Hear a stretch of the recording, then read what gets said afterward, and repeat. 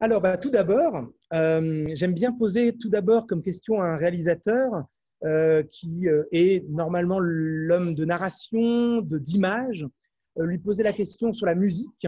À quel moment la musique est apparue dans votre parcours, sachant qu'en plus, cas particulier, vous êtes aussi vous-même musicien ayant joué dans un groupe et dans certains de vos films, on vous voit chanter. Donc, à quel moment voilà, est apparu par rapport à la réalisation votre intérêt pour la musique? Très tôt, en fait. C'est-à-dire que très tôt, moi, j'ai été passionné de musique, particulièrement de rock, dès l'adolescence. Et encore aujourd'hui, je dirais que mes vraies idoles sont beaucoup plus des musiciens que des réalisateurs, je dirais. Enfin, ceux qui m'ont toujours fait fantasmer, etc. Donc, en fait, moi, je me suis mis à... j'ai pas du tout fait de musique dans mon enfance et tout ça, mais par contre, à partir du moment où j'ai été lycéen, j'ai voulu faire de la musique et j'ai fait du rock. Et pour moi, ça n'a pas du tout été anecdotique. C'est-à-dire à 18 ans, voilà, j'ai créé un groupe de rock et j'y croyais dur comme fer. J'ai fait ça pendant des années. Et donc, mes toutes premières réalisations, en fait, ont été les clips que j'ai faits pour mon groupe de rock. C'est vraiment les premiers trucs que j'ai faits. Donc, évidemment, je rêvais cinéma, etc. Mais c'est vraiment finalement par la musique, enfin, si tant est que ce qu'on faisait était de la musique, ça c'est un autre sujet. Mais en tout cas, c'est vraiment par la musique que je suis arrivé à l'image. Et en fait, je j'ai jamais cessé. C'est-à-dire que j'ai toujours cette obsession de la musique, de la chanson, par exemple. Et ce qui fait que, par exemple, certains films, des chansons préexistaient au film. Je prends un exemple concret, Le nom des gens. Il y a une chanson d'abord qu'on avait fait avant le film, qui était au générique de fin du film qui s'appelle De Bénissa face à l'unique, qu'on avait fait avec Baya. Et en fait, elle existait avant le film et elle est vraiment la matrice du film. Donc, c'est pour dire que, alors, je vais surtout parler chanson parce que j'adore la chanson, mais j'adore énormément, et on va en parler, le travail sur la musique. Mais en tout cas, voilà, c'est très souvent, si ce n'est à l'origine, en tout cas mêlé. Encore aujourd'hui, j'ai enregistré une chanson pour un tournage que je vais faire. Et pour moi, j'essaie toujours de caser des chansons. Voilà. Et donc, à quel moment dans le processus intervient la relation avec le compositeur du film? Très tôt, bien en amont, enfin pas une seule fois, j'ai commencé à travailler une fois le tournage fini. En fait, pour tous mes films, j'ai déjà commencé à travailler avec le musicien au moment si ce n'est de l'écriture du scénario, très souvent au moment de l'écriture du scénario, mais en tout cas bien avant le tournage du film. Ce qui fait que, par exemple, ça m'arrive très souvent de passer de la musique qui a déjà été faite sur le tournage, par exemple, mettre les gens ou les comédiens dans l'ambiance du film, par exemple. Et dans quelle manière, dans le scénario, à la lecture du scénario, il y a des indications pour l'inspiration du compositeur? C'est difficile parce qu'il ne faut pas trop... je trouve ça plus difficile que ça soit dans le scénario. Parce que justement, il ne faut pas évidemment être redondant, c'est-à-dire que dans une scène comique, mettre forcément de la musique dite comique. Enfin, je pense que c'est vraiment un contrepoint qui se fait dans le dialogue avec le musicien à partir du moment où il a lu le scénario, mais sauf exception, sauf sur des moments très particuliers comme de comédie musicale, enfin des moments où la musique a un rôle très moteur et que je sais à l'avance, j'aime pas trop mettre d'indications de musique sur le scénario. C'est aussi parce que j'utilise très rarement des musiques qui existent déjà. C'est-à-dire que je ne vais pas mettre sur le scénario sur le Requiem de Mozart, etc., puisque c'est vraiment, moi, j'aime travailler avec de la musique originale. Et donc, votre univers mêle l'émotion et la comédie. on est toujours entre les deux dans un juste équilibre. Il y a beaucoup de gravité et en même temps de légèreté. Et la musique doit jouer, j'imagine, sur cet équilibre. Et pour un compositeur, ça peut être très, très délicat, très compliqué, parce qu'on peut basculer de l'un vers l'autre. Ça peut être pathos ou poète-poète. Et vous êtes toujours parvenu à ce que le compositeur soit entre les deux. Je pense que vous avez très bien résumé euh, ma conception de la musique dans la film. C'est ni pathos ni poète-poète. Et ni aussi, j'ajouterais autre chose, c'est que il y a eu beaucoup de films aujourd'hui. Il y a de la musique atmosphérique, par exemple. Moi, je ne suis pas très musique atmosphérique. Enfin, bien sûr, une musique crée une atmosphère, mais j'aime bien les mélodies. Pour moi, c'est quelque chose qui est important. C'est que dans mes films, c'est rarement des nappes ou bien des guitares atmosphériques. Enfin, ça dépend. Il y a des films avec des musiques très bien adaptées. Mais moi, je suis toujours très sensible à la mélodie, qui peut être très ténue, mais qui dégage quelque chose, quoi. Donc, je cherche souvent de la musique mélodique. Voilà. Ensuite, effectivement, ben, c'est très empirique aussi la musique. C'est-à-dire que bien souvent, on essaye une musique, ça colle pas. C'est très difficile de trouver les mots des fois pour dire pourquoi ça colle pas. Pourquoi finalement ça enlève de l'émotion à la scène plutôt qu'en ajouter. C'est très difficile en fait. Le langage et le dialogue avec un musicien, c'est toujours très compliqué parce qu'on a du mal à trouver les bons mots. Et des fois, si on n'est pas d'accord, le musicien dit bah, moi je trouve que ça va, et moi je dis je trouve que ça va pas, mais c'est difficile de savoir pourquoi, je dirais. Et donc, premier long métrage, J'invente rien en 2006, collaboration avec Jérôme Bensoussan, que vous retrouverez sur Le Nom des gens. Alors, comment la rencontre s'est faite avec lui?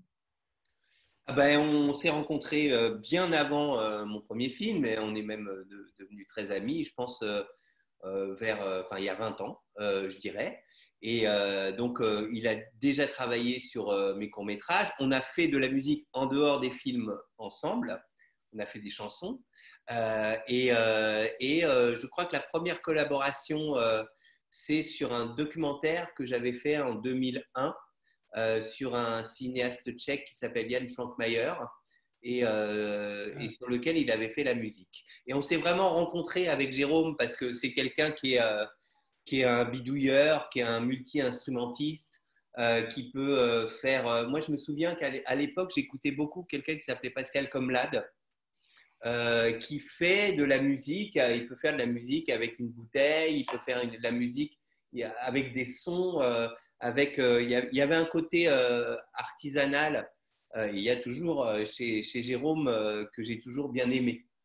Et que là-dessus, on s'est toujours bien entendu parce que voilà, moi j'aime aussi ce côté de bric et de broc voilà. Et donc on s'est rencontrés là-dessus. Et quand j'ai fait évidemment naturellement mon premier long métrage de fiction, on a travaillé ensemble et il y avait aussi ce côté de la musique qu'il a fait entièrement seul parce que le film était très… il y avait un tout petit budget et donc il s'est débrouillé tout seul avec plein de petits trucs comme ça, une musique un peu foraine, un peu comme ça, dans cet esprit-là. Alors, Pascal Comlade, en effet, a participé à la musique du court-métrage Le Poteau Rose en 2002. Absolument, ouais. Et donc, J'invente rien en 2006, Jérôme Bensoussan. Alors, c'est Cadmerade, qui est un inventeur en herbe. En tout cas, il croit avoir inventé des choses. Et donc, on est un peu comme ça dans le burlesque et en même temps dans la tendresse, parce qu'on s'attache à ce personnage. Et la musique est donc à la fois enjouée et triste, notamment avec l'emploi du ukulélé. Alors, d'où vient l'idée de l'emploi du ukulélé? Est-ce que c'est votre suggestion ou… Ah non, je pense que ça, c'est vraiment une proposition de Jérôme. Et je ne sais plus exactement, mais je pense que vraiment, on avait discuté et je lui disais, moi, je veux un côté bastringue, comme mon héros est un héros, est un anti-héros, est un peu un loser. Et je voulais quelque chose comme ça d'un peu forain, d'un peu Nino Rota aussi. Je pense que certainement, on avait dû parler de Nino Rota. D'ailleurs, il y a plusieurs morceaux dans la BO, un peu de couleur vieille comédie italienne. Et donc, à partir de là, je savais que voilà, il pouvait utiliser de tout un tas d'instruments. Lui, il est plutôt un joueur de vent, donc clarinette. Il est clarinettiste au départ, mais il aime beaucoup jouer sur ces petits instruments jouets. On va Ouais. regarder un extrait de J'invente rien avec ce ukulélé, justement. C'est un grand garçon, non? Tu sais ce qu'il fait quand il est déprimé?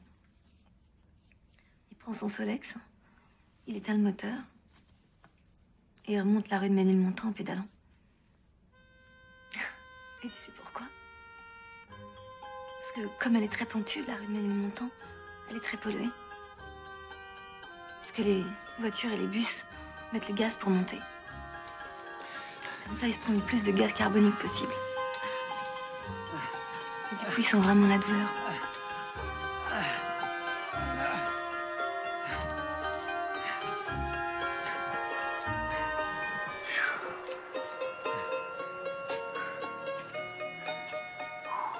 Et aussi, quand il déprime, il parle à ses coquillettes. Vous, les coquillettes, vous êtes formidables. Vous êtes belles, les coquillettes. Vous valez que dalle, puis vous êtes bonnes. Si elles revenaient pas, de toute façon, j'en aurais rien à foutre. J'ai rien à foutre parce qu'en ce moment, j'ai autre chose à penser. Je communique, ma poignette. Faut que j'élabore une stratégie de communication. Excuse-moi.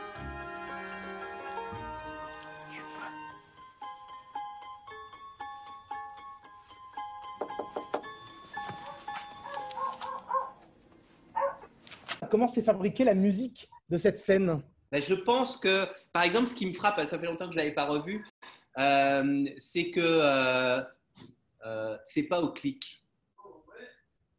Ça paraît rien de dire ça, mais c'est une musique, c'est comme si, il me semble qu'il y avait un espèce de cœur comme ça qui battait et que au fur et à mesure de la scène, ça s'accélère, ça se ralentit, ça s'accélère. Il y a quelque chose comme ça, comme une matière vivante, par exemple. Je pense, alors le problème c'est que ça commence à être un peu vieux, mais je me souviens plus, mais il me semble que je lui avais dit, comme c'est une scène vraiment d'évocation, c'est Elsa Zilberstein, elle a quitté CAD à ce moment-là et elle évoque ce qu'elle aime chez lui, qui sont des trucs un peu absurdes, un peu désespérés et en même temps voilà, tragicomiques, on va dire. Donc voilà, je pense qu'à partir de là, Jérôme a fait quelque chose, moi je trouve, qui fait très italien. Enfin, j'ai vraiment eu l'impression d'une atmosphère à la comédie à l'italienne, avec, enfin, je me souviens qu'il joue, je ne sais pas comment ça s'appelle, là, où on souffle, c'est un instrument, vous voyez ce que c'est comme instrument? On souffle, c'est comme un piano et on souffle dedans. Je ne sais plus comment ça s'appelle. Mais ça fait ça, plus le ukulélé. Enfin voilà, il a pris comme ça tout un tas d'instruments qui sont un peu des instruments d'enfants. Et puisque c'est l'évocation de ce grand enfant qu'est le personnage de Cad. Et donc voilà, je pense que c'est comme ça qu'on a construit cette scène-là. Et effectivement, pour moi, c'est avant tout une musique, c'est une scène totalement nostalgique. Donc elle est nostalgique de lui. Voilà, je pense que la couleur principale de cette musique-là, c'est la nostalgie, évidemment. Et donc, il y a l'idée, en effet, de trouver toujours la couleur du film. À chaque fois, il y a une couleur singulière. Et ça passe, j'ai l'impression, aussi par des références. Vous parliez de Nino Rota pour N'invente rien. Pour Le nom des gens, il y a un peu de Georges Delerue, par exemple. Absolument. Bah, oui, alors les compositeurs que j'ai follement aimés, ces deux noms, par exemple, et Delerue et Nino Rota. Bon, ben là, on voit bien l'influence italienne, Fellini, même le fait qu'il soit en clown sur un Solex. Tout ça, ça fait très italien. Et effectivement, pour Le nom des gens, alors c'est plus l'influence truffaldienne, on va dire, et de Georges Delerue, je trouve ce formidable compositeur, alors beaucoup plus orchestral et tout ça, de musique avec toujours des mélodies très fortes, souvent alors avec des cordes plutôt. Et effectivement, pour Le Nom des gens, c'est vraiment quelque chose qui n'était pas, pour le coup, le domaine naturel de Jérôme, Georges Delerue, ou cette couleur Georges Delerue, mais c'était ma demande. C'était, voilà, est-ce que tu peux, avec les moyens que tu as, qui étaient toujours très réduits pour Le Nom des gens, hein, il n'y avait pas d'orchestre, etc., mais aller de ce côté-là, quoi, du côté de Delerue. Et donc, du coup, ça facilite le dialogue avec un compositeur de parler de références communes quelque part, parce que j'imagine que Jérôme Bensoussan, Delerue, tout de suite, ça lui évoquait, avec cette clarinette, ça lui évoquait quelque chose. Ah ben, évidemment, évidemment. Ensuite, c'est toujours, les références, c'est toujours bien, parce que voilà, on voit vers où on va, mais maintenant, il faut toujours garder son style propre et son originalité. Donc voilà, l'idée, c'est d'essayer d'aller vers quelque chose en gardant quelque chose de particulier et à soi, quoi. Voilà. Et les références, est-ce qu'elles sont que dans la discussion ou alors ça vous est arrivé en fait au montage de placer des musiques de référence au montage pour inspirer le compositeur? J'aime pas ça. J'aime pas ça parce que, et lui, quand je travaille avec Jérôme, en tout cas, je sais que lui déteste ça. Parce que c'est trop. Enfin, je trouve que c'est trop volontariste, quoi. Ça enferme le musicien dans quelque chose où on lui dit, bah, tiens, fais-moi ça. Non, non. Il faut dire, voilà, tu peux écouter certaines musiques de Delerue, mais souvent, je fais des playlists aussi pour un film de, tiens, moi, voilà, mais en aucun cas de mettre directement ces musiques-là sur les séquences parce que c'est assez désagréable en fait, je trouve, pour le musicien. Parce que c'est comme si on lui demandait, essaye de copier, quoi. C'est pas bien, je trouve. Alors, il y a des exceptions. Ça m'est arrivé une fois ou deux pour des cas très particuliers où j'avais des grosses difficultés à trouver quelle musique pouvait aller dessus. Où là, au bout d'un moment que le musicien essaye et qu'on ne trouve pas, on essaye des trucs connus et voilà quoi. Mais bon, c'est en cas d'extrême nécessité. Et j'ai l'impression que dans votre travail avec les compositeurs, il n'y a jamais d'urgence. Le temps est suffisamment long pour pouvoir tester les choses, j'ai l'impression. Ouais, ça dépend. Hein. Ensuite, ça dépend de la production, ça dépend du temps de montage. Il y a aussi, bon, comme je vous disais, en général, je m'y prends bien en amont avec le musicien, justement, pour ne pas être pris par le temps, etc. Quand je travaille avec quelqu'un comme Jérôme, c'est-à-dire qu'il est très productif. Donc, il peut, pour une même séquence, me proposer 10 musiques. Donc, je sais que, voilà, puis on se connaît bien, etc. Mais maintenant, il arrive aussi, il m'est arrivé plusieurs fois, et même avec Jérôme, que des musiques arrivent en fin de mixage, quoi. Et ça, c'est aussi très stressant pour nous. Est-ce qu'on va trouver le terrain d'entente, etc. Bon, ben voilà, ça arrive aussi. Mais j'essaye vraiment, je fais tout pour éviter ça parce que la musique est tellement importante pour moi, c'est qu'on ne fait pas ça en 2 jours, quoi. On a besoin de l'entendre, on a besoin de voir la séquence avec la musique. J'ai besoin de la réentendre, de la réentendre, de la réentendre. Et il y a aussi un truc dont je peux parler qui est toujours très déstabilisant pour nous réalisateurs, en tout cas pour moi, c'est le passage des maquettes à l'orchestration finale. Parce que très souvent, on s'est habitué à la maquette et l'orchestration finale, quand il y a un orchestre ou même un quatuor ou ça, arrive souvent à la fin et finalement, on la découvre très souvent au mixage et des fois, ça m'est arrivé de préférer la maquette, quoi. Enfin, des fois, c'est un autre son, c'est d'autres instruments, et ça peut être très déstabilisant, ça. Parce que pour le coup, on n'a pas le temps de réagir, quoi, parce qu'on est au mixage et c'est trop tard. Regardons 2 extraits du Nom des gens où justement, on va voir l'intérêt pour la mélodie. On va entendre le thème présent dès l'ouverture du film. C'est à cause des gens comme vous que tout le monde devient facho. Un coup c'est les vaches, et puis après c'est quoi?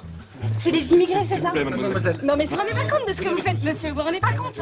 Mais déjà, quand on commence à se méfier des canards, c'est très mauvais signe. Bon, vous l'aurez compris, ça n'était pas une spécialiste, c'était tout simplement une jeune femme manifestement inquiète.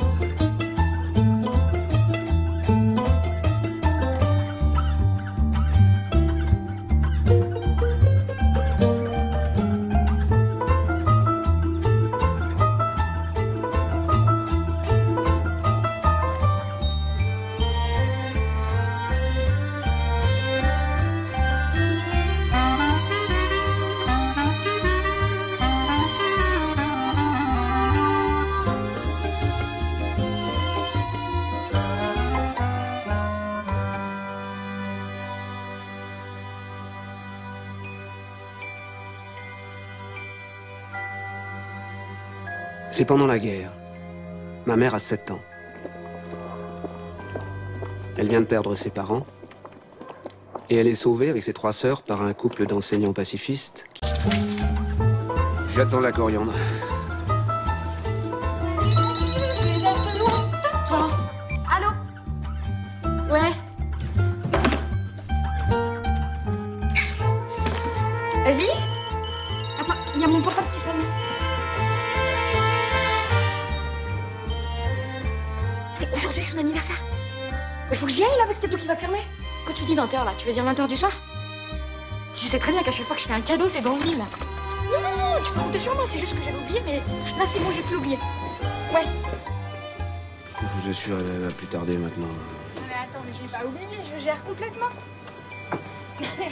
Attends, je sais, elle adore les boucles d'oreilles, je vais lui prendre des boucles d'oreilles, y a aucun problème.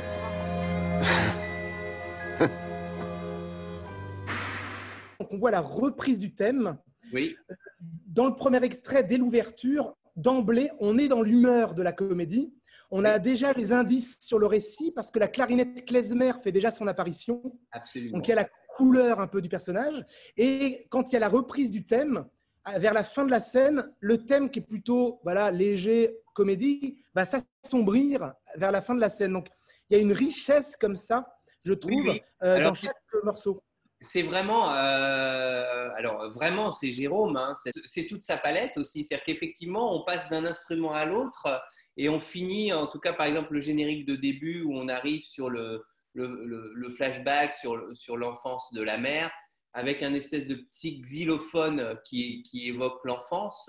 Et juste avant, effectivement, on était sur la clarinette klezmer, qui est sa grande spécialité.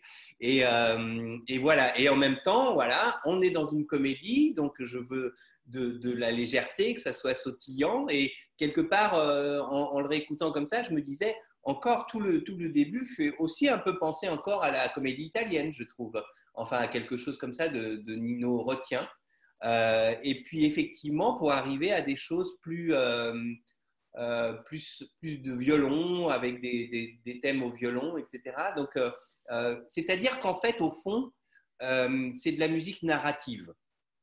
C'est-à-dire que c'est la musique elle-même raconte une histoire.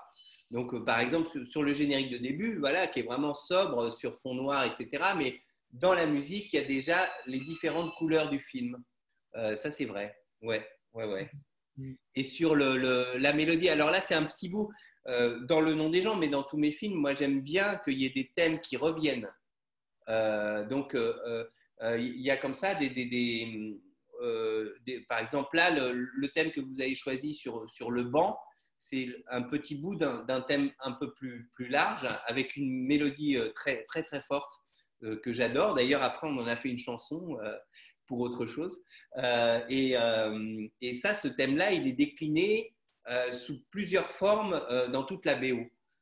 Et ça, évidemment, c'est quelque chose, bon, c'est pas très original, mais pour moi, qui est important aussi parce que et ça peut être vraiment par personnage ou par couleur de scène.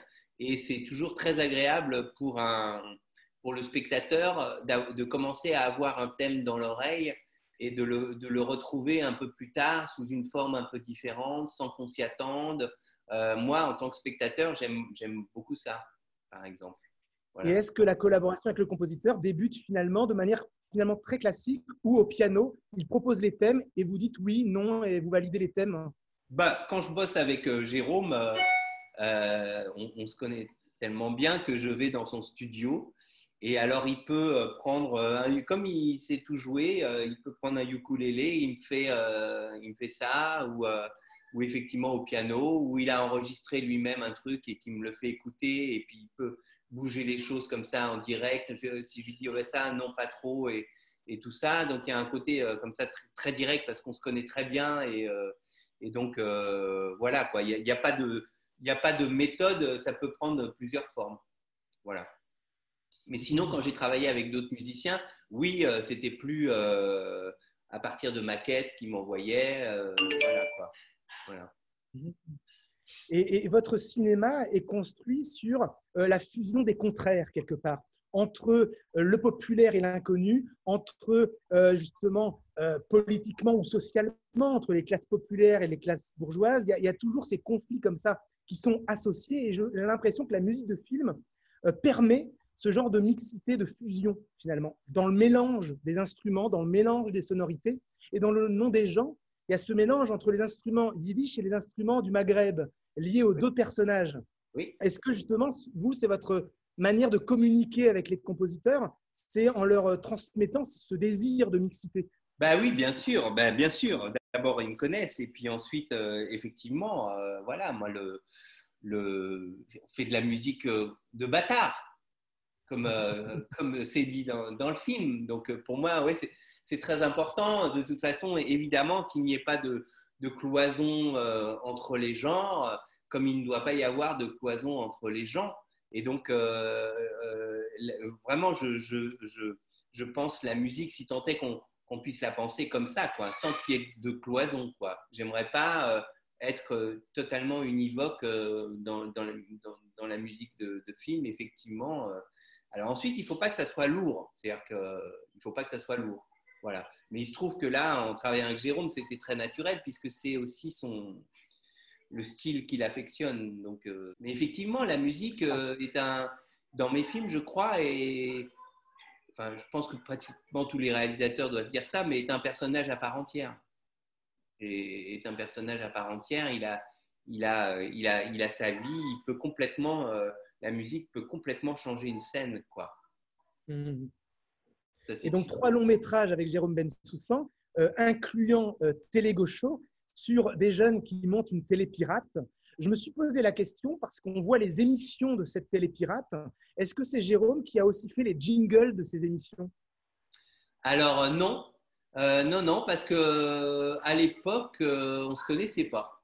Donc, je veux dire, j'ai gardé les jingles de l'époque où j'étais à Télébocal, certains en tout cas, et on en a fait d'autres. Attends, que je dise pas, je suis en train de vous dire des bêtises. Il en a fait certains, oui, il en a fait certains. Oui, il en a fait certains, mais pas tous, il me semble. Parce que j'ai aussi utilisé des trucs qui existaient déjà du temps où j'étais moi à Télébocal, me semble-t-il. Mais il en a fait, ouais, aussi. Et donc, le compositeur est aussi chargé parfois même des musiques entendues par les personnages, les musiques, voilà, c'est… Ah ben oui, non mais ça, bien sûr, c'est, comment on appelle ça? C'est la musique, alors, diégétique, c'est ça? Enfin, oui, il y a aussi à l'intérieur du film, soit des gens qui font de la musique, soit qu'ils écoutent de la musique à l'intérieur du film. Et effectivement, il faut toujours penser à ça, à savoir qu'est-ce qu'ils écoutent eux, comment on l'entend, et qu'est-ce que… Oui, il y a plein de moments comme ça, bien sûr. Oui. Alors, pour le plaisir, on va regarder 3 extraits qui sont, on en parlera après, ces 3 extraits témoignent de votre amour de la comédie musicale. J'ai 2% d'espoir d'améliorer mon sort, 2% d'espoir de vivre après la mort, 2% d'espoir. Est-ce que je te reverrai? 2% d'espoir que tu m'aimes encore à moitié. 2% d'espoir de vivre un peu moins lourd. 2% d'espoir d'en valoir le détour. 2% d'espoir qu'il veuille encore de moi. 2% d'espoir, je jure que j'ai pas voulu ça. Tu verrais l'effort que je fais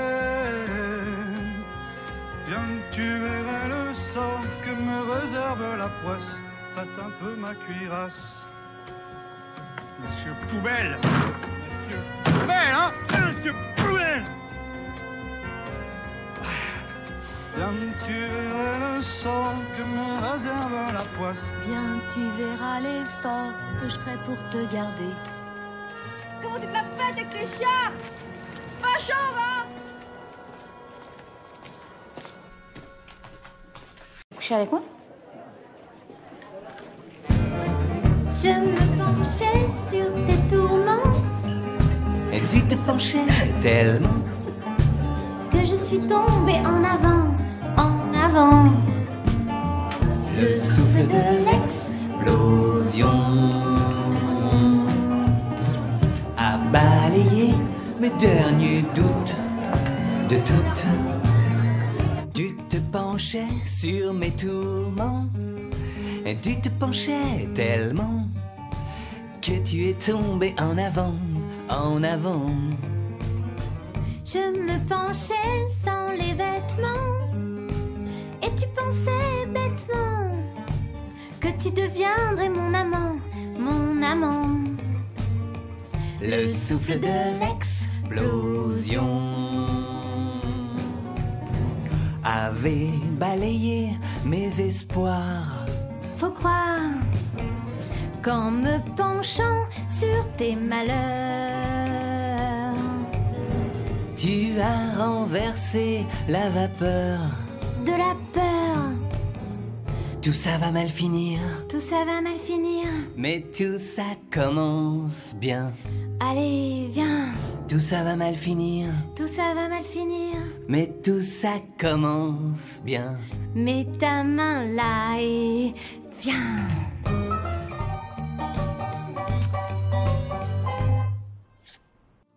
Pour le trottoir ruisselant, pour le café, les croissants, et pour l'accordéon qui boite au fond du souterrain moite, pour la nuit sur les bateaux rouges, et pour ça. Bravo, bravo pour ces 3 moments musicaux. Alors, ce ne sont pas des comédies musicales, mais j'adore les comédies musicales, mais je trouve encore plus beau quand, dans un film qui ne l'est pas, hop, comme un cadeau, il y a cette scène qui arrive. Voilà, vous vous autorisez tout finalement. Il y a une liberté de ton. Bah non, mais de toute façon, comme je le disais tout à l'heure, c'est que moi j'ai un amour particulier pour la chanson. Donc ça vient du fait que déjà j'ai envie de caser des chansons dans chacun de mes films parce que j'aime ça. Et puis oui, je trouve que ça exprime tellement le sentiment d'un personnage, son état d'âme, son état d'esprit.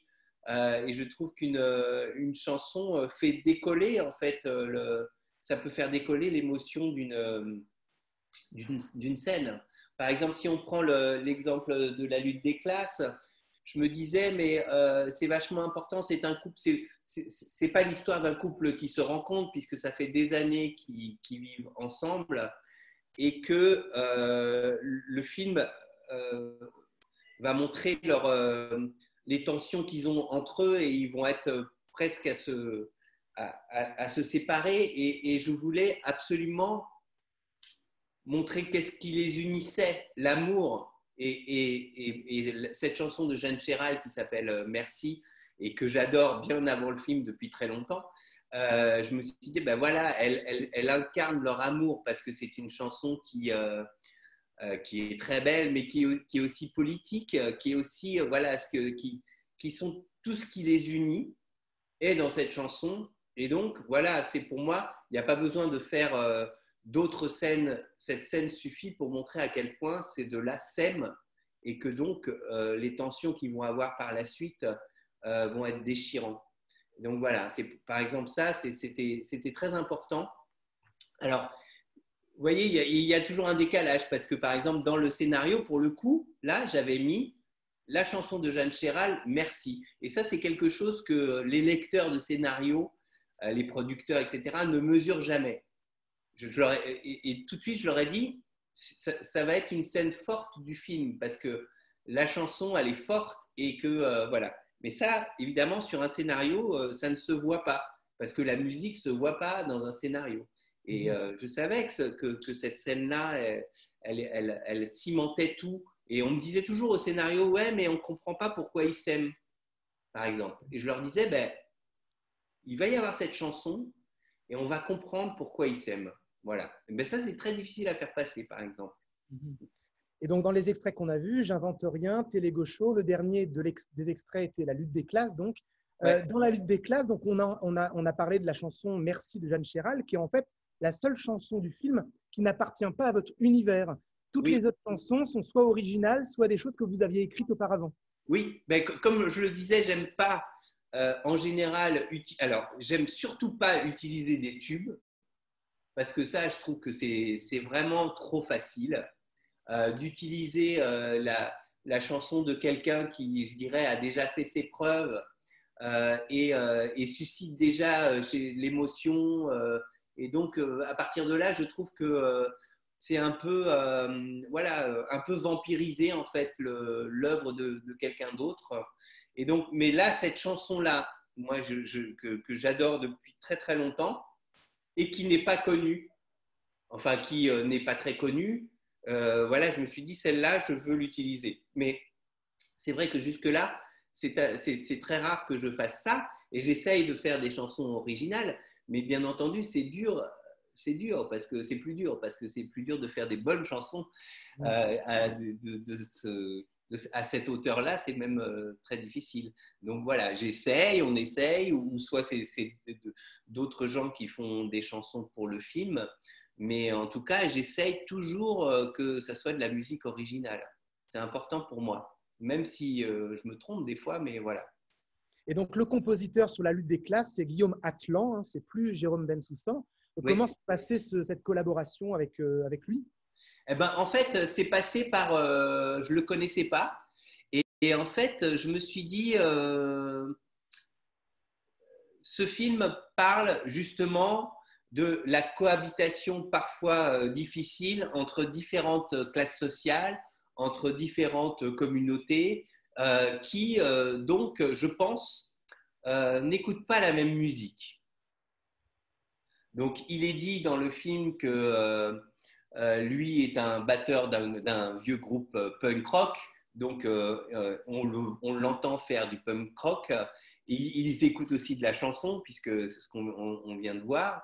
Et voilà, il y a d'autres personnages dans le film qui certainement n'écoutent pas la même musique. Et je me suis dit, quelle pourrait être la musique qui peut mettre tout le monde d'accord et qui justement échappe aussi aux clichés qu'on peut avoir, par exemple, sur la banlieue, puisque le film se passe entièrement à Bagnolet, dans un quartier populaire. Et je me suis dit, le disco. Je me suis dit, voilà, ça c'est venu bien en amont, hein, vraiment très tôt dans l'écriture.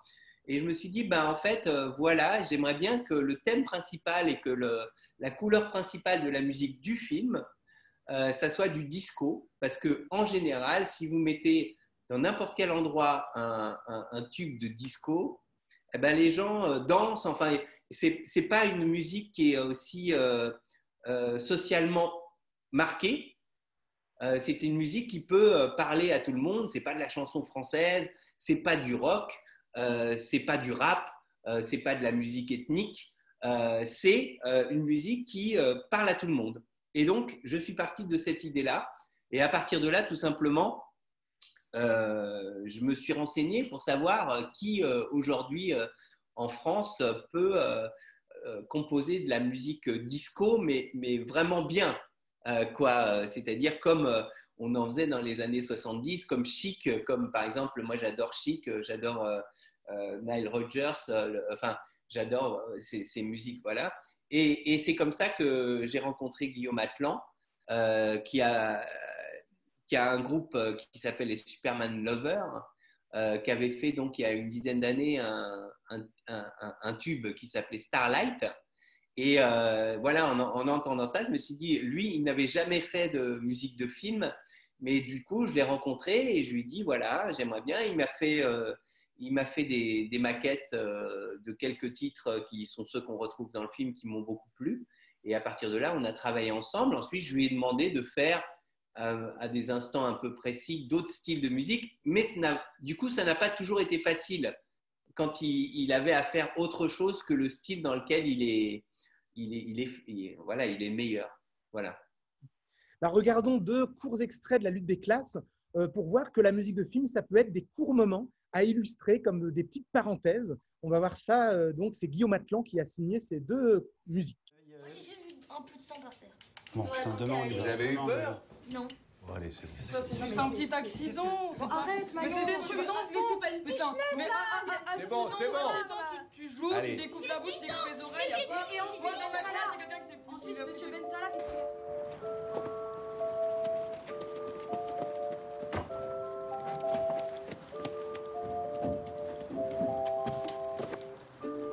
Coco, tu veux pas marcher normalement un peu?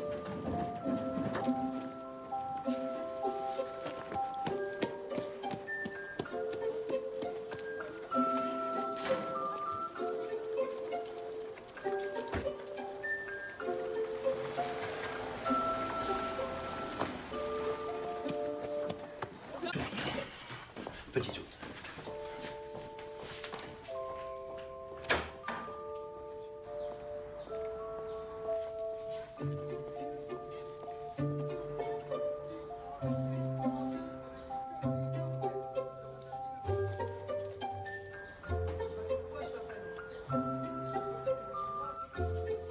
Et j'espère qu'il a pas été.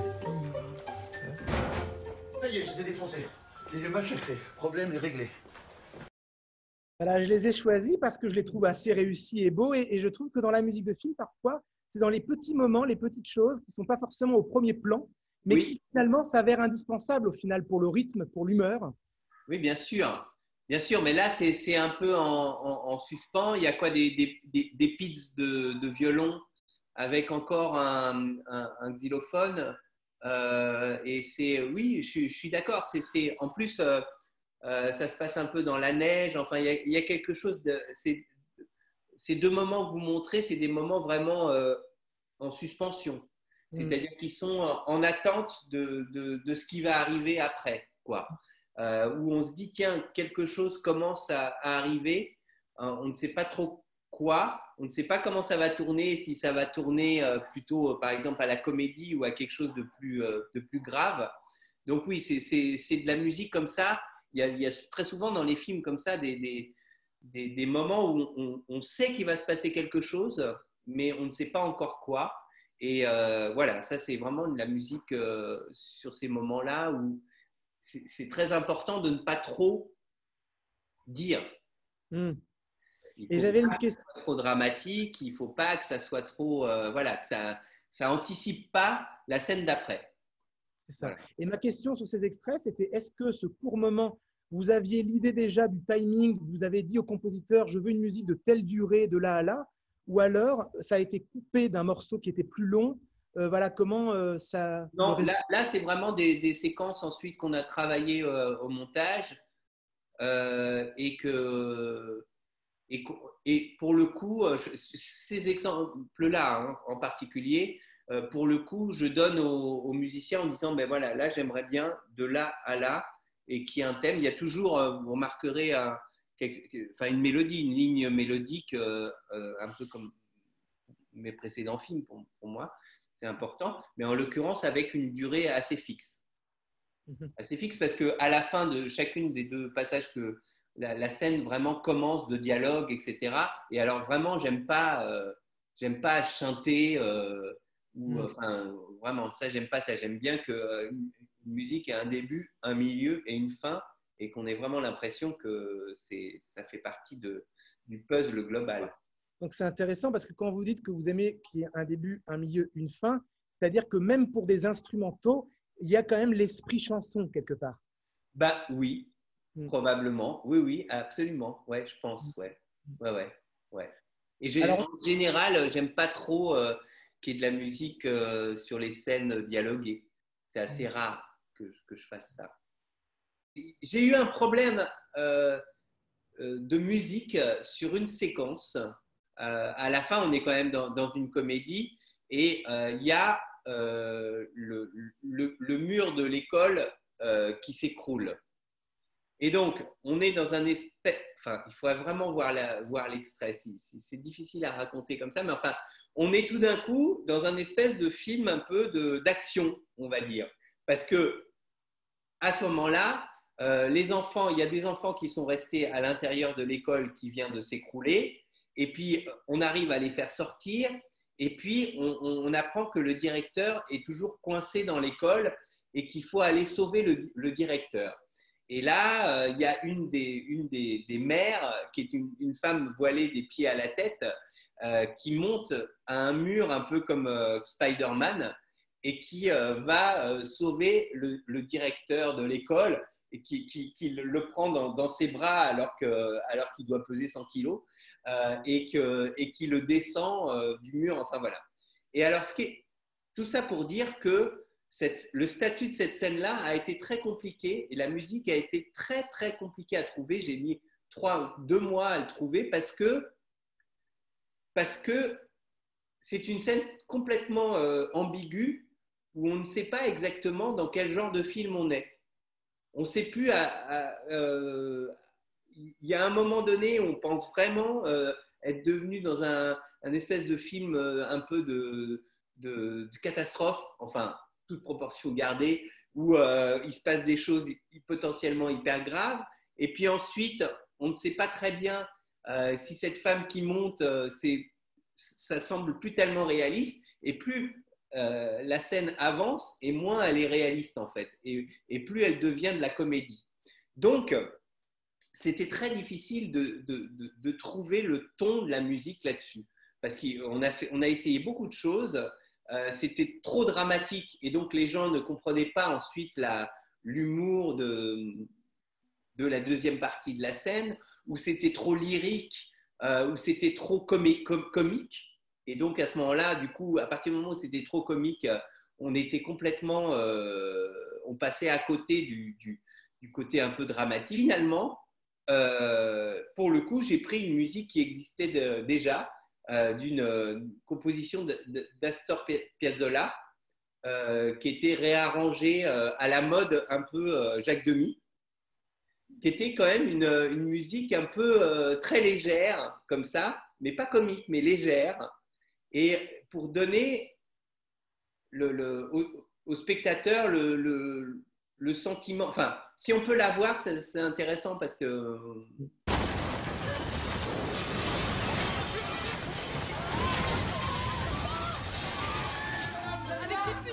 Sécurisation, on peut pas rentrer.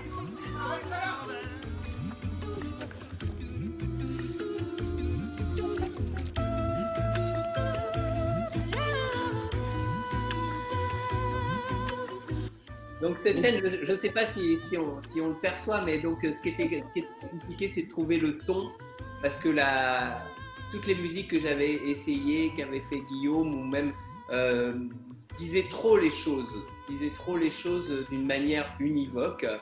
Et puis parce que c'est aussi une scène où tous les personnages qui se sont engueulés pendant tout le film se réunissent pour sauver le directeur. Donc il fallait que ça soit aussi une musique comme ça qui rassemble, voilà. Et donc finalement, c'est après 2 mois, je pense, la monteuse Christelle de Winter qui un matin m'a dit « Tiens, écoute ça, j'ai trouvé ça », qu'il avait mis sur la scène, et tout d'un coup je trouvais qu'il y avait aussi l'ambiguïté de la musique, c'est-à-dire qu'on ne sait plus si on est dans une comédie, dans pas une comédie, s'il faut prendre au sérieux ce qu'on voit ou pas, et là, moi, à partir de là, ça m'a plu. Voilà. Très intéressant, en effet. Il y a l'idée du contrepoint, finalement, ça ne soutient pas la tension. Non, pas du tout. C'était l'erreur. C'est-à-dire que là, effectivement, tous les personnages sont tendus, ils sont dans la scène, l'école s'est effondrée. Bien sûr, il y a cette femme qui monte comme ça, mais pour eux, c'est pas drôle. Voilà. Et c'est une scène un peu de film d'action, quoi. Mais c'était une erreur totale de vouloir mettre une musique de film d'action. Et en même temps, parce qu'il fallait une musique légère, quoi, qui envole et qui soit effectivement en contrepoint. Et j'ai l'impression que c'est un peu ce que vous faites dans tous vos films. Vous avez l'art non seulement du contrepoint, mais vous avez l'art du contre-pied, avec des ruptures de ton où on change de registre fréquemment. Oui. Ça, c'est musicalement, ça se joue beaucoup là-dessus aussi. Oui, bien sûr, bien sûr. Mais j'adore ça aussi. C'est aussi, j'ai été monteur, moi, pendant très longtemps, avant de réaliser des films. Et l'art du montage, c'est le rythme et la rupture de rythme. C'est-à-dire qu'on est dans un truc où on commence à s'endormir ou à s'ennuyer et on sait très bien que, hop, il faut mettre quelque chose qui surprend, on dit tiens, ah oui, enfin voilà, ça c'est évidemment un art musical aussi, quoi. Si tout est un espèce de robinet d'eau tiède, c'est pas intéressant. Et il y a toujours dans votre cinéma une jubilation pour les histoires qu'on raconte. Et dans la vie très privée de Monsieur Sim, avec Jean-Pierre Bacri se raconte des histoires. On ne sait pas si tout est vrai. Et donc, il y a beaucoup sa voix off aussi qui raconte les histoires. Et donc, quel a été le travail du romanesque en termes musicaux sur ce film? Sachant que vous avez travaillé sur ce film avec quelqu'un que vous connaissez tous, qui est chanteur, qui est Vincent Delerme. Oui. Eh ben, en fait, comment c'est arrivé? C'est-à-dire que Vincent, que je connaissais un petit peu par ailleurs, travaille beaucoup sur… enfin, il nous a semblé en écrivant le scénario, qui est l'adaptation d'un roman, c'est le seul film que j'ai fait qui est l'adaptation d'un roman de Jonathan Coe, que dans la description des lieux particulièrement et de l'atmosphère du film, enfin du bouquin et puis du film, il y avait quelque chose à voir avec l'atmosphère des chansons de Delerme, notamment dans les dernières années, notamment de ces derniers disques, c'est-à-dire un ciel gris, en l'occurrence, je sais qu'il aime beaucoup, Vincent, les photos de Martine Parr, par exemple. Enfin, une atmosphère comme ça où le personnage de Bacri dans le film est beaucoup autour des ronds-points, c'est beaucoup dans des zones périphériques des villes où il y a tous ces magasins Decathlon, McDo, etc. Ça se passe beaucoup dans ces atmosphères-là. Et puis, c'est aussi un film très nostalgique de quelqu'un qui est un peu perdu, dans son enfance qu'il a mal vécue et qui est inconsolable de ça. Et de tout ça, il m'a semblé que Delerme avait vraiment cette couleur-là musicale. C'est-à-dire que ce qui est marrant, c'est que pour quelqu'un comme Delerme, j'ai l'impression que l'image qu'il a fait écran un peu à sa musique. Et je trouve qu'il a un style musical très particulier qu'on peut vraiment reconnaître. Moi, je le reconnais très facilement, même s'il ne chante pas. Donc ça, par exemple, c'est assez rare. C'est fait, voilà, aussi, il est très cinéphile et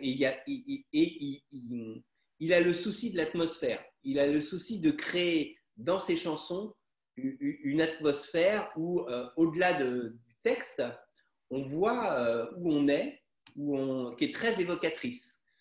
Et il a le souci évidemment aussi de la mélodie, donc là-dessus on s'est vraiment rencontrés. Et c'est comme ça que c'est fait, c'est comme ça que je lui ai proposé de penser, bien avant, encore une fois, la fabrication du film, si ça l'intéressait de faire la musique du film, sachant qu'il n'avait jamais fait de musique de film. Ça. Et du coup, est-ce que la collaboration, les chants avec un Vincent Delerme est la même qu'avec un Jérôme Bensoussan, notamment en termes de caméléon? C'est-à-dire que Jérôme Bensoussan pouvait prendre un peu plusieurs styles. Et Vincent Delerme, qui a son style bien identifié, est-ce qu'il était possible de l'amener dans des territoires un peu moins confortables? Moins forcément parce que d'abord parce qu'il n'avait pas la musique de… c'était la première fois qu'il faisait une BO. Donc, il avait un peu, pas le trac, mais il n'était pas sûr de savoir le faire.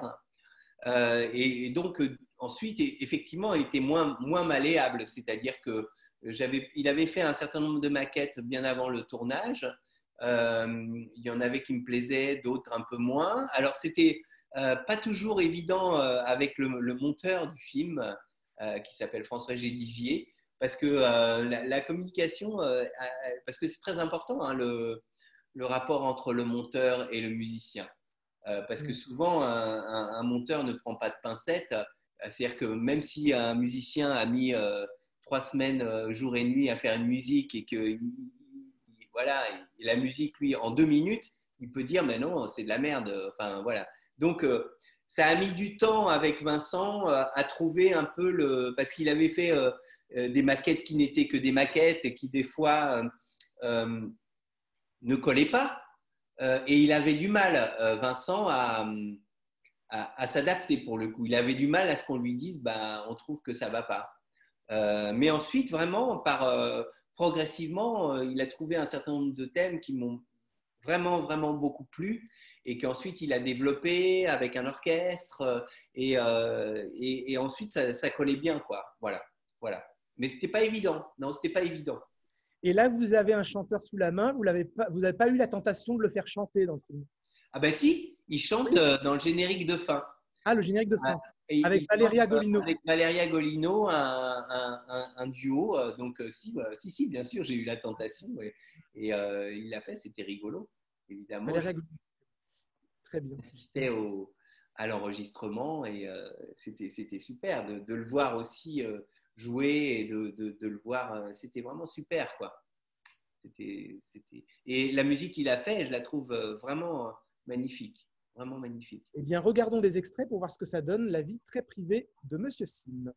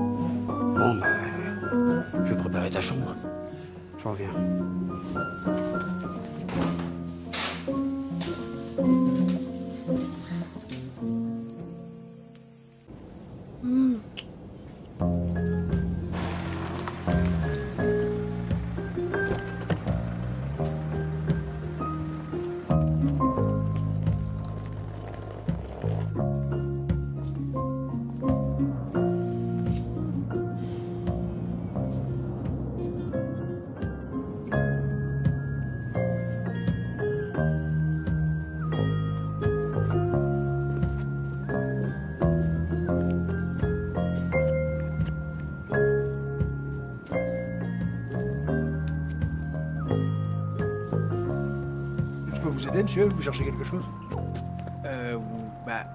Vous pourriez me prêter votre téléphone? Ah bah, bien sûr. Oh, tu l'aurais vu à 18 ans, Luigi. Waouh!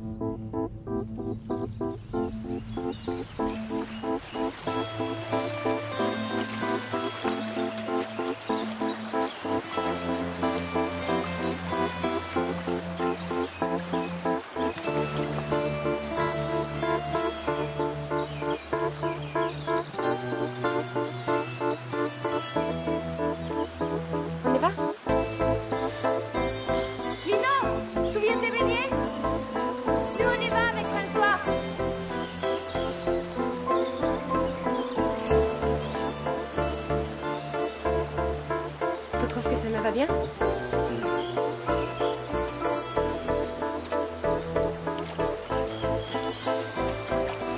Viens, elle est bonne! Allez! Non, mais j'ai pas mon maillot. Non! Elle est bonne, je te connais des dents! Allez, viens! Allez, François! Lâchez-moi! Arrête!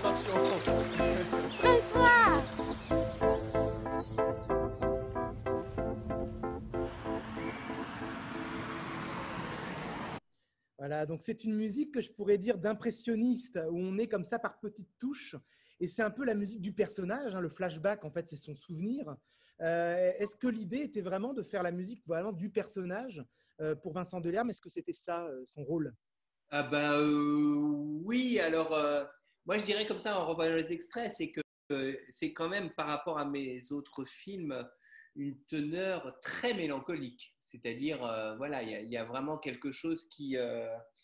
parce que le personnage est quand même un grand dépressif. C'est quelqu'un qui, voilà, qui est quand même vraiment à la limite de sombrer, et d'ailleurs qui va sombrer. Donc voilà, effectivement. Et puis il y a aussi le côté road movie. C'est-à-dire que c'est aussi un road movie, donc c'est, je pensais à ça, l'orgamon comme ça qui fait, il y a quelque chose comme ça de très soutenu qui avance tout le temps dans la musique qu'il a fait. Mais oui, oui, de toute façon, de tous mes films, c'est celui où il y a le plus un personnage central et où le film est vraiment son point de vue à lui du début à la fin. Et si le film a une dimension de comédie, il a surtout une dimension de mélancolique, quoi. C'était vraiment un film sur la mélancolie. Et donc, voilà, en plus, bon, moi jusque-là, finalement, il y avait très peu de piano dans mes films. Et évidemment, l'instrument de prédilection de Vincent, c'est le piano ou l'orgue, enfin, et qui donne ce... En plus, il travaillait à ce moment-là avec des... il venait de faire un album avec, je ne sais pas comment on appelle ça, des pianos travaillés, où on enlève les... Préparés, des pianos préparés. Et qui donnent, en plus, c'est très intéressant parce qu'on entend les marteaux. Enfin, il y a quelque chose comme ça, comme du bruit qui donne une espèce d'épaisseur et qui renforce le côté évocation. Et là, par exemple, voilà, c'est comme une petite musique très intime, quoi. Oui, la partition qu'il a fait est très très intime. Vous avez raison de dire, c'est vraiment attaché au personnage et on est vraiment, on l'accompagne, quoi. C'est la musique qui est dans sa tête. On peut imaginer vraiment ça. Oui. Et la musique de film par rapport au projet global, en termes même de production, est-ce que vous aviez toujours réussi à obtenir ce que vous vouliez? Parce que très souvent, les producteurs ont leur budget. Comment vous vous situez sur cette économie de vos films? C'est toujours très difficile parce que, enfin, moi mes films, c'est pas des gros budgets, quoi. Donc c'est toujours un peu à l'arrache. C'est toujours, c'est vrai que j'aimerais bien, en général, avoir un budget un peu plus grand. Par exemple, je peux jamais faire de la musique vraiment orchestrale. Donc on est obligé si je veux vraiment un peu d'ampleur dans les violons et tout ça, de dupliquer, de faire des choses comme ça. Voilà, donc je dirais que c'est jusqu'à présent, en tout cas, j'ai toujours été un peu étroit de ce côté-là et j'ai toujours l'impression que l'enveloppe est toujours un peu maigre, quoi. Donc, et à chaque fois, j'ai l'impression que le musicien avec qui je travaille, il est toujours un peu contraint. Il voudrait travailler avec d'autres musiciens. Il est un peu obligé de faire tout seul. Enfin, voilà, un peu. Donc, c'est souvent difficile, ça. C'est souvent, je me bats pour avoir plus de budget pour la musique, mais c'est difficile, quoi. C'est du côté des producteurs, je parle. Oui. Et dans le choix des compositeurs, est-ce que vous saviez toujours lequel appeler? Ou alors il y a eu une étape où vous avez… alors, il y a des castings qui se font de plus en plus, ou alors, voilà, est-ce qu'il y a des moments où vous avez hésité, où vous avez le choix entre plusieurs? Non, je ne fais pas de casting de musiciens. En tout cas, pour le moment, il n'y a que la lutte des classes où finalement j'ai rencontré quelqu'un que je ne connaissais pas déjà.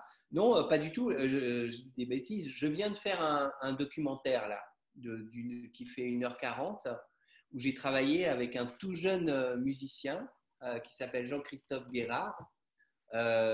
Et avec qui ça s'est très très bien passé alors j'ai pas fait un casting parce que c'est un peu désagréable les castings, donc c'est plutôt voilà, je suis en recherche de quelqu'un, je me renseigne à droite à gauche auprès d'amis réalisateurs, est-ce que tu connais quelqu'un ou voilà, ou effectivement on peut aussi m'envoyer des choses, mais le côté casting, je sais pas, ça me paraît bizarre. C'est surtout les producteurs qui organisent ça.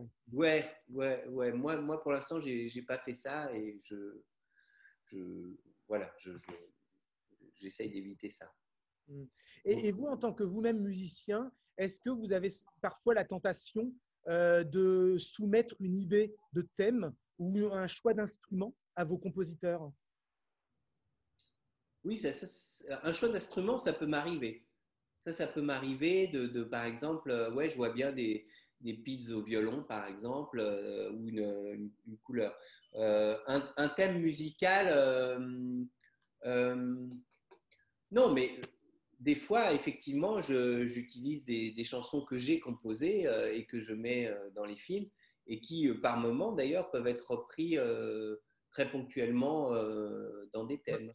Et là, par exemple, là pour en venir à l'avenir, parce que c'est quand même intéressant, en principe, mon prochain film est un film sur la chanson. Donc, qui se passe dans le milieu de la chanson, où les personnages principaux sont chanteuses, en l'occurrence. Donc là, alors on est au cœur de sujets que j'aime. Donc, on doit composer des chansons pour le film. Je travaille de nouveau avec mon ami Jérôme. Et donc, on est en train, là, en ce moment, de fabriquer des chansons pour le film, sachant que c'est très compliqué parce qu'il faut que les chansons soient là. On ne voulait pas utiliser des chansons déjà existantes. On s'est dit, ben non, on va essayer de les faire, mais évidemment, il faut que ça soit là. Il faut vraiment que les chansons soient à la hauteur de ce qu'on dit d'elles dans le film. D'accord. C'est un vrai challenge. Je propose, parce que maintenant, on va bientôt arriver au terme de la rencontre, d'ouvrir le débat, parce que je suis sûr qu'il y a plein de questions et les échanges sont très importants. Alors, on va allumer la lumière, comme ça, vous aurez la vue sur tout le monde. Et donc, il y a des réalisateurs, des compositeurs qui sont là pour se rencontrer à partir d'un scénario, de plusieurs scénarios. Et donc, je pense que voilà, à leur stade, ils se posent plein de questions. Qui commence? Est-ce que vous mettez souvent de la musique sur le plateau? Justement, vous en parliez. Ouais, ça m'arrive. Je sais pas, j'ai un souvenir, mais j'ai d'autres souvenirs comme ça. Clairement, par exemple, la scène de la fête à la fin de la lutte des classes, on avait de la musique sur le plateau parce que je voulais que les mômes soient hyper joyeux, que ça soit la fête et qu'ils dansent. Alors ensuite, il y a des problèmes techniques parce qu'évidemment, si on veut prendre le son, on ne peut pas laisser la musique au moment où ça tourne parce que du coup, on ne peut plus rien faire. Mais oui, ça m'arrive souvent de mettre de la musique sur le plateau pour l'humeur de la scène. Et puis ensuite, les comédiens la jouent comme s'ils l'entendaient. Ça m'arrive souvent. Ouais. J'ai une petite question au sujet du travail avec Vincent Delerme, donc qui n'est pas un musicien de film. Quelles sont, mis à part la relation avec le monteur, qu'est-ce que tu penses que tu avais en plus et qu'est-ce que vous pensez que vous aviez en moins? Alors, je me souviens, ce qui était très difficile pour Vincent, c'est de comprendre qu'on voulait une musique qui partait de la séquence à 2 minutes 01 et qui devait se terminer à 3 minutes 11 et 10 images.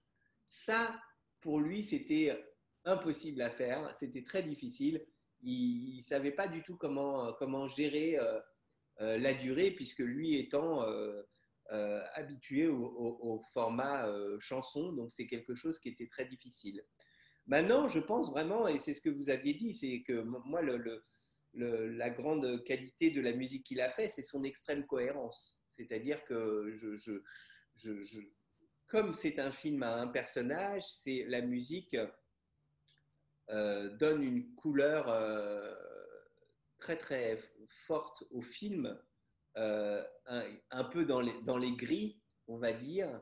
Et voilà, c'est qu'il y a une très grande unité de la musique qu'il a faite, je trouve. Effectivement, moi, ça m'est arrivé dans d'autres films de rechercher, au contraire, la mixité, le mélange des musiques, le mélange des styles. Mais dans celui-là, je voulais quelque chose de très homogène. Et du coup, je pense Vincent, il fallait pas que je lui demande de faire tout d'un coup du disco, quoi. Ça n'aurait pas marché. Donc voilà, il a fait ce qu'il sait faire. Et je lui demandais de faire exactement ce qu'il sait faire. Et c'est pour ça que je trouve que ça a bien fonctionné et que ça a donné vraiment l'unité du film. Richard? En dehors des chansons prévues, peut-être des scénarios dans le film, à quel moment tu souhaites faire intervenir un compositeur? Est-ce qu'il lit le scénario? Est-ce que c'est des scénarios? Ou est-ce que tu travailles avec lui au moment où tu as des images? Oui, ben, c'est ça, je le dis, c'est très en amont, le plus en amont possible. Donc, de toute façon, toujours au moment du scénario. J'ai jamais choisi un musicien après ou une fois que le film est tourné. Jamais. Ça, c'est parce que moi aussi, ça m'aide qu'il me fasse entendre des choses avant le tournage.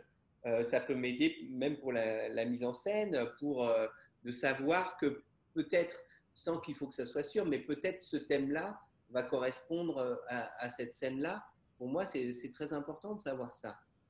Je pense que j'aurais du mal à devoir choisir un musicien une fois le tournage fait ou voilà, je pense, c'est important avant. Avec Guillaume Atlan pour le disco,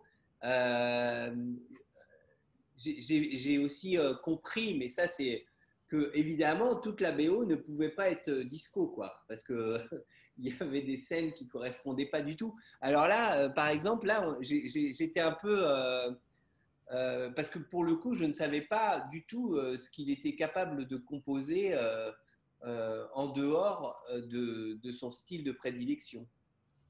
Donc, et du coup, ça a été plus difficile, comme par exemple sur cette scène de fin où il m'avait fait des tas de musique et je trouve que rien n'allait.